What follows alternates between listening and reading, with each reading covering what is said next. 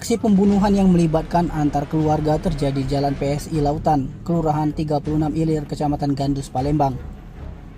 Dalam peristiwa berdarah ini melibatkan antar keponakan yang menghabisi bibi dan satu orang korban, yakni nenek. Korban yang meninggal dunia ditemukan tergeletak bersimbah darah di ruang tamu, sementara korban lainnya yang merupakan nenek. Saksi menyebut aksi pembunuhan itu terjadi di dalam ruang tamu, di mana korban diduga dihantam menggunakan benda tumpul. Sementara nenek mengalami luka di bagian kepala dan kini sedang berada di RSMH Palembang. Pantauan sumselupdate.com, terlihat sudah banyak aparat kepolisian berada di tempat kejadian perkara. Sementara jasad korban telah dibawa ke Rumah Sakit Bayangkara Muhammad Hasan Palembang untuk dilakukan pemeriksaan. Tim Liputan Sumselupdate TV melaporkan.